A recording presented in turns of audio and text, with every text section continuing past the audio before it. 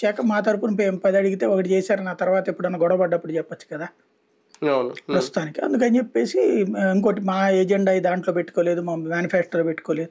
అంటే ఫ్యూచర్ ఇప్పుడు విజనరీ ఆయన పవన్ కళ్యాణ్ గారు. ఒక 5-6 ఏళ్ల తర్వాత 3-4 ఏళ్ల తర్వాత తెలుగుదేశంతో విభేదాలు వచ్చినప్పుడు తిట్టుకోవడానికి కావాల్సిన పాయింట్స్ అందులో యాడ్ చేసుకుంటారు అన్నమాట. ఇద్దరికి ప్రజల నుంచి కావాల్సింది నమ్మకం.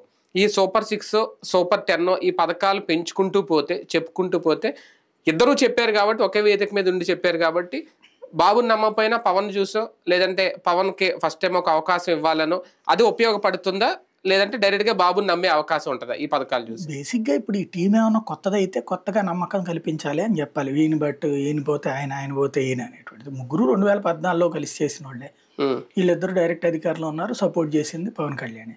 ఇంకా ప్రత్యేకించి వాళ్ళ పవన్ కళ్యాణ్ పక్కన ఉన్నాడు కాబట్టి నమ్మడం, పురంధేశ్వరి వెనకాల ఉంది కాబట్టి నమ్మడం అనేది ఏముంటుంది?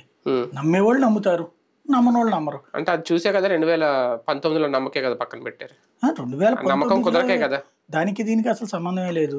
2019కి వచ్చేటప్పటికి ఆవిడదావని వాళ్ళు పని చేశారు, దెబ్బతిన్నారు. ఇప్పుడు కలిసాం కాబట్టి గెలుస్తాం అనుకుంటున్నారు. వీళ్ళు చెప్పేది జనం నమ్ముతారు అనుకుంటున్నారు. 2014లో నమ్మారు కదా, ముగ్గురు కలిసి చెప్తే నమ్మారు. నేను బాబు గారు అన్న పాయింట్ కూడా అదే నాకు అర్థం కాలేదు. 2014 నుంచి 19 వరకు ఎలాంటి పాలన